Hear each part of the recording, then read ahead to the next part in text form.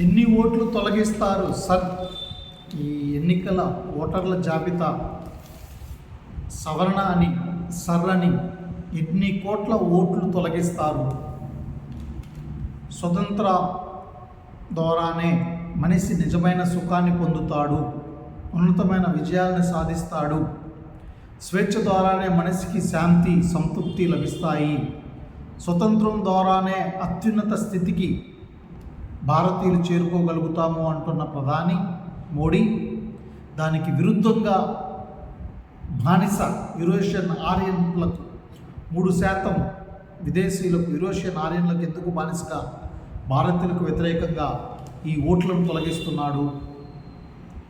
భారత రాజ్యాంగం ప్రసాదించిన ప్రాణప్రదమైన పౌర హక్కులను సమస్త ప్రజానీకం సామూహికంగా కోల్పోయిన అస్వతంత్ర దినాలు, ఎమర్జెన్సీ దినాల కన్నా ఘోరమైన దినాలు 2026లో BJP, TDP, Janasena, CM Revanth Reddy పాలనలో మన కళ్ళ ముందు కనిపిస్తున్నాయి. స్వేచ్ఛ స్వతంత్రాలు లేని స్థితిలో మనిషికి నిజమైన సుఖ సంతోషాలు ఉండవు కదా. జూన్ 24 భారతీయ రాజకీయాల్లో ఇప్పుడు సంచలనం సృష్టిస్తున్న ఓటర్ల జాబితా ఎస్ఐఆర్ కార్యక్రమం గత సంవత్సరం జూన్ 24న బీహార్లో ప్రారంభమైంది. ఇప్పటికీ 12 రాష్ట్రాల్లో 5 కోట్ల జనాభాను ఓటరు జాబితాల నుంచి తొలగించారు. రాష్ట్రాల్లో 39 కోట్ల మంది ఓటర్ల పరిశీలన కార్యక్రమం ఈ జూన్లో ప్రారంభమైంది. ఈ 3వ దశలో 10% మందిని జాబితాల నుంచి తొలగిస్తారు. అంటే 4 కోట్ల మందిని తీసేస్తారా ఓటర్ల లిస్టులో నుంచి?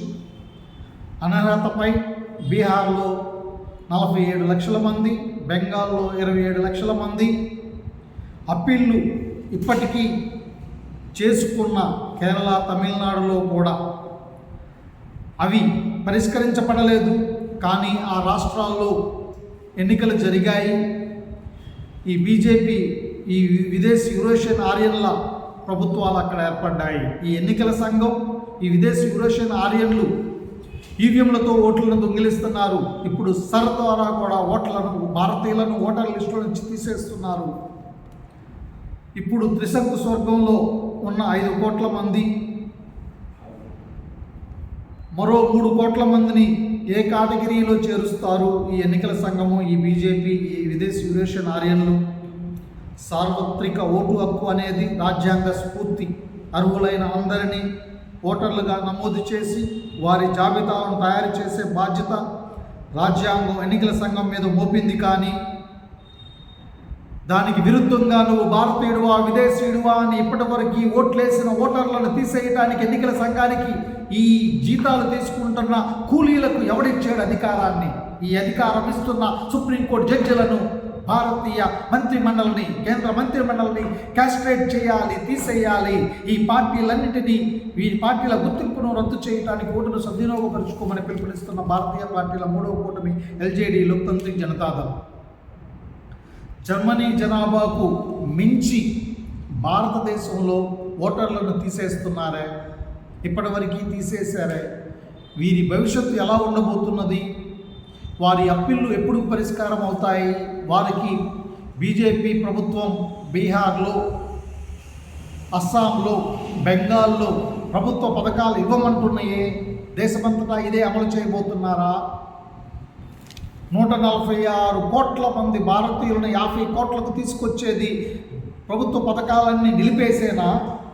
ఓటర్ల జాబితాలో నుంచి వీళ్ళ పేర్లు తీసేసి వీళ్ళు భారతీయులు కాదని చెప్పడానికేనా? వైద్యాన్ని మాఫియాగా, బిజినెస్గా, వ్యాపారంగా మార్చి వైద్యం అందకుండా చంపటానికేనా? పెద్ద సంఖ్యలో అక్షర జ్ఞానం లేని వారు భారతదేశంలో ఎక్కువ, డిజిటల్ పరిజ్ఞానం లేని వారే ఎక్కువ.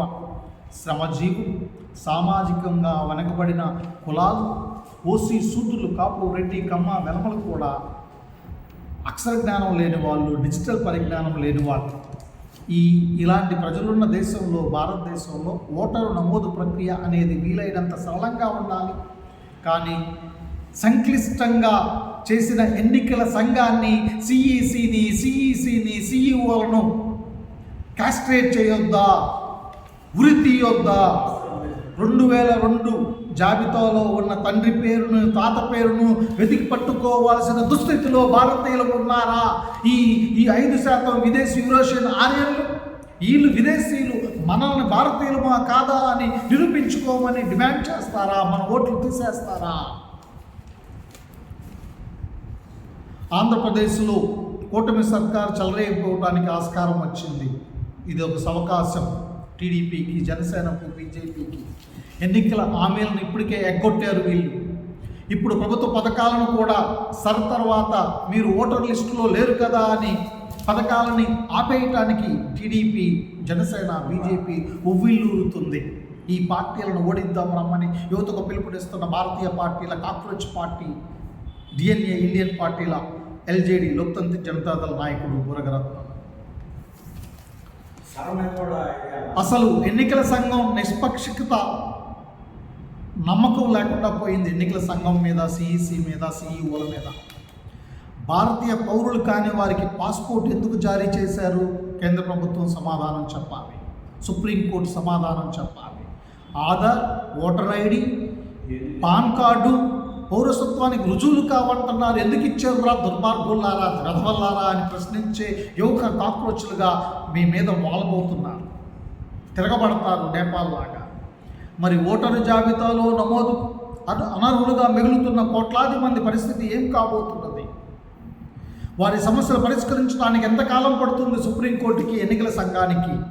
పుట్టు పెరిగిన దేశంలో పౌరసత్వం లేదని నిబంధనలు వెక్కిరిస్తుంటే స్వేచ్ఛ స్వతంత్రాలను ఆ ప్రజలు ఎలా అనుభవించాలో ప్రధాని సమాధానం చెప్పాలి. భాషలు చెప్పటము మరి మనకి బాతులు కాదురా బాబు ప్రధాని. నువ్వు భారతీయుడు కాదు, విదేశీ యూరోషియన్ ఆర్యలకు బానిసమని, ఆర్ఎస్ఎస్కి, బీజేపీకి బానిసమని రుజువు చేయొద్దు. సంక్షేమ పథకాల నుంచి తొలగిస్తుంటే బడుగు వర్గాల ప్రజలు సంతృప్తిగా ఎలా జీవించగలరు? భారతీయులు ఎలా జీవించగలరు? ఓసీ, సూత్రులు, కాపు, రెడ్డి, కమ్మ, వెలమలు కూడా జీవించలేని దుస్థితిలో నెడుతున్నారు కదా బీజేపీ, టీడీపీ, జనసేన, పవన్ కళ్యాణ్, మరి కాంగ్రెస్ రేవంత్ రెడ్డిలు. ప్రధాని చెప్పిన శ్లోకం ఇందిరాగాంధీ ఎమర్జెన్సీకి కౌంటర్ మాత్రమే కాదు, ఆయనే చేస్తున్న ఎమర్జెన్సీ మీద సెటైర్గా పనికొస్తుంది. ఎన్నికల వ్యవస్థకు ఇంగిత జ్ఞానం కూడా లేదా? సాధారణ ఎన్నికలు నిర్వహించడానికి దేశం మొత్తానికి ఒకే ఎలక్షన్ కమిషన్ ఉండాలా అనే ప్రశ్న ఇప్పుడు లేవనెత్తబోతున్నారు. జాతీయ స్థాయిలో పాటు రాష్ట్రాలకు వేరువేరు ఎన్నికల సంఘాలు ఉండాలి అనేది డిమాండ్ చేస్తున్న భారతీయ పార్టీల మూడవ కూటమి ఎల్జేడీ లోక్తాంత్రిక్ జనతాదళ్. శరద్ యాదవ్, జయప్రకాష్ నారాయణ, ఇందిరాగాంధీని ఓడించిన నాయకుడు. డాక్టర్ లోహియా, పిపి సింగ్, రాజీవ్ గాంధీని ఓడించిన నాయకుడు. ఇండియన్ పార్టీలు, కాక్రోచ్ పార్టీలు, డిఎన్ఏ ఇండియన్ పార్టీల నాయకుడు బురగరత్నం, ఎల్జేడీ లోక్తాంత్రిక్ జనతాదళ్.